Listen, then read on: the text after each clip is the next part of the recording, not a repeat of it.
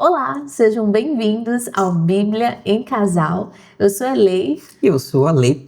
Hoje eu já queria aproveitar e pedir para você que não é inscrito no nosso canal, se inscrever, deixar um curtir pra gente também, que é bem importante. A gente sabe que vocês estão gostando dos vídeos, né? Então não esquece de se inscrever, já deixar um curtir pra gente e também, sempre que puder, deixar aquele comentário que a gente vai ler com todo carinho. Mas, bora lá! No capítulo de hoje, a gente vai ler sobre Gênesis 25, a descendência de Abraão com Quetura. Abraão casou-se com outra mulher chamada Quetura. Ela lhe deu os seguintes filhos: Zirã, Jocsã, Medã, Midian, Isbaque e Suá. Jocsã foi pai de Sabá e Dedã. Os descendentes de Dedã foram os Azuritas, os Letuzitas e os Leumitas. Os filhos de Midian foram Efá, Éfer, Enoque, Abida e Elda. Todos estes foram descendentes de Quetura. Abraão deixou tudo o que possuía para Isaque, mas aos filhos das suas concubinas deu presentes e ainda em vida os separou de Isaque, enviando-os para as terras do Oriente. Abraão viveu 175 anos e morreu em boa velhice, ancião e cheio de dias, e foi reunido aos seus antepassados. Seus filhos Isaque e Ismael o sepultaram na caverna de Macpela, perto de Manre, no campo de Efron, filho de Zoar, o hitita. O mesmo campo que Abraão tinha comprado dos hititas, ali foram sepultados Abraão e sua mulher Sara. Depois da morte de Abraão, Deus abençoou Isaque, seu filho, e este morava perto de Ber-la-Roi. Essa é a história da família de Ismael, filho de Abraão, com Agar, serva egípcia de Sara.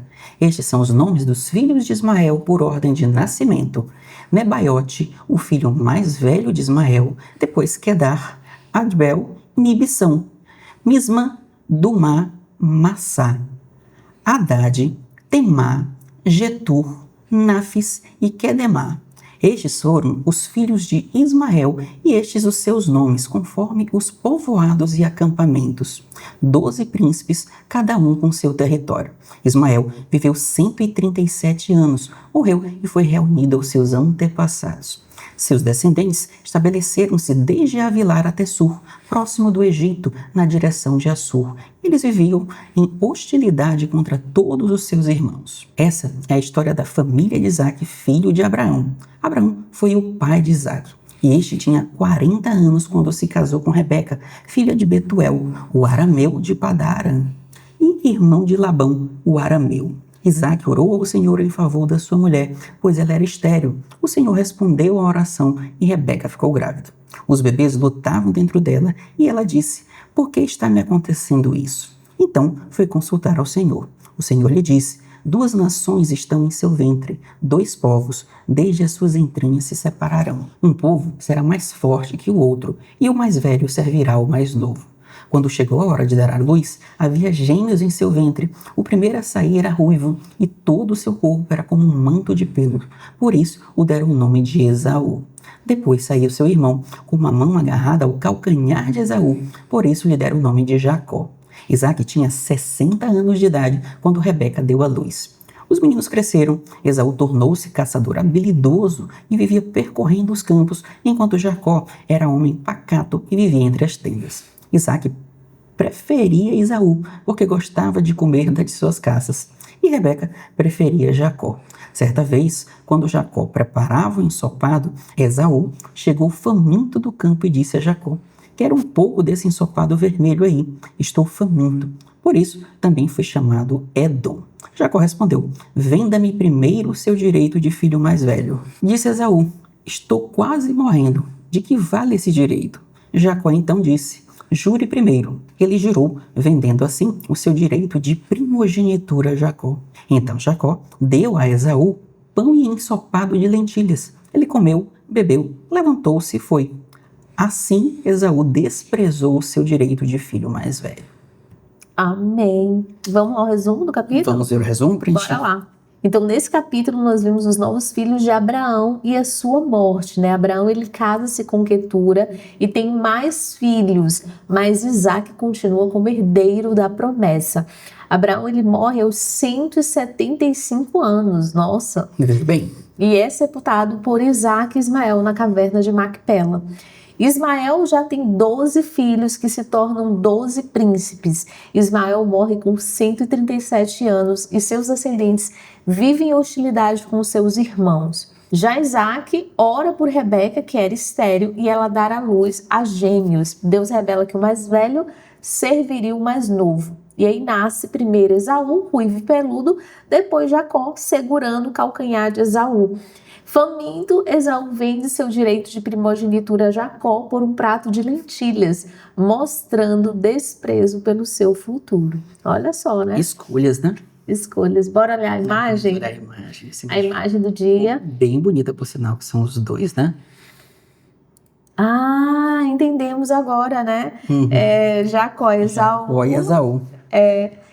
E Esaú vendendo aí, dando, né, as lentilhas. Um prato de lentilha pra... Na verdade, Jacó dando o prato de lentilha para Esaú, né? Mas Jacó também, né?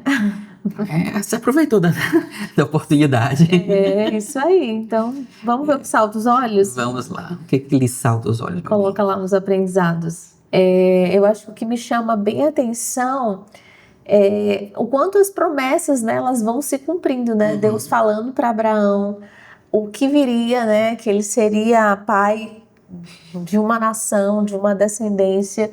E realmente foi se cumprindo, né? Porque Abraão vai, casa-se, tem filhos, e os filhos vão casando e tendo filhos, e vai se perpetuando, né, essa geração. Então, assim, as promessas, elas não tardam. Eu acho que a gente até já falou isso em vários momentos aqui no Bíblia em Casal. Elas acontecem no tempo certo. E o desafio, que não é o nosso tempo. Que não é o nosso tempo. E o desafio está em esperar esse tempo. Eu estava lendo esses dias, eu não sei, talvez na semana passada, alguma coisa que dizia justamente sobre isso, né? A questão não é o final, a questão é como se fosse uma corrida. Não é a chegada, não é a medalha que você ganha na chegada, é o quanto você aprendeu durante a corrida. A jornada. Durante a jornada. Então, é bem isso, assim, as promessas, elas vão acontecer, se forem de fato de Deus, né? Porque às vezes a gente tem promessas que a gente acha que são pra gente, que na verdade a gente cria na nossa cabeça, enfim, por N motivos. Mas quando Deus tem promessas, e Ele sempre tem promessas, né? Eu creio nisso, a gente crê nisso, para as nossas vidas, elas vão se cumprir. Mas o mais importante não é o cumprimento delas, eu acho, é o quanto a gente amadurece, a gente cresce. E quando eu falo de promessas, eu falo muito de questão de bênção chegarem, às vezes a bênção não chega em diversas áreas da nossa vida porque a gente não está pronto. Então a gente precisa passar por fases mesmo para ir se preparando, se habilitando, se, né, formando. E aprendendo. E aprendendo. Eu acho que a vida é um grande aprendizado e a gente precisa aprender, ter prazer na verdade em vivenciar esses aprendizados. Porque a gente quer muito, é como se fosse assim, eu quero um carro. Então eu quero esse carro de qualquer jeito, mas você não tem um prazer de, puxa, eu vou primeiro tirar a habilitação, vou aprender como funciona, sabe? A gente não tem esse cuidado no processo, a gente já quer o produto no final e às vezes a gente acaba... Quando chega o carro, eu esperava mais. Ou nem valoriza, né? Mais um carro, agora eu não quero esse, eu quero outro. Esse já, sabe, tá ultrapassado. Então é isso, eu acho que se vivenciar o processo é importante. Nossa aprendizagem, uma coisa que me chamou a atenção foi a questão de trocar o momentâneo, né, por algo que poderia ser algo muito maior e isso aqui não vai fazer diferença nenhuma. E às vezes a gente fica tão preocupado com o agora, preciso resolver isso aqui imediatamente. Custa o que custar. Né? Ou vou fazer logo isso aqui. Né? E assim, o cara trocou a primogenitura, né? Primogenitura. Simplesmente por um prato de comida que ele podia só esperar alguns minutos e comer depois. Né? Ou por falta de conhecimento, ou por falta ou por desespero, enfim. Né? Isso eu acho que vale muito porque a gente tem hoje, né? Que a gente sempre tem alguém que está ou desesperado para fazer algo, ou querendo comprar algo de qualquer jeito, né? Pedindo empréstimo, pedindo coisa para parente. Né? Então isso me chamou bastante atenção. Quanto a gente pode trocar coisas muito importantes por coisas que não fazem sentido nenhum, ou por coisas que podem atrasar a gente lá na frente, né? Uma coisa que me chamou bastante atenção. Isso é legal, porque às vezes a gente está trocando os nossos valores, né? Também. Sabe? Eu tô trocando o meu...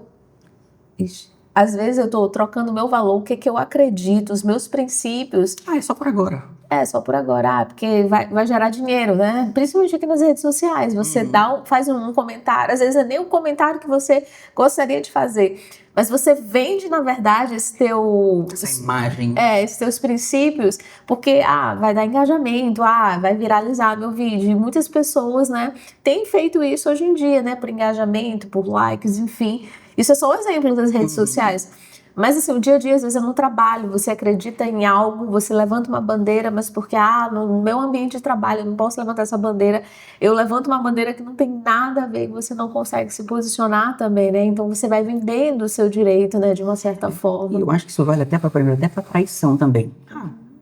É só hoje, ninguém vai prestar atenção. Ninguém vai perceber, né? É só uma vezinha, né? E é só uma vezinha que pode complicar todo um processo de um futuro, né? Ninguém vai... Eita, quando espantar já era. E sempre tem alguém vendo, né? E sempre tem alguém vendo. Ou se não tem alguém vendo, tem alguém vendo. O pai tá vendo. Exatamente. É isso aí. Espero que vocês tenham gostado. Deixe seu comentário. E Tchau, até o gente. próximo Bíblia e Casal. Tchau, gente.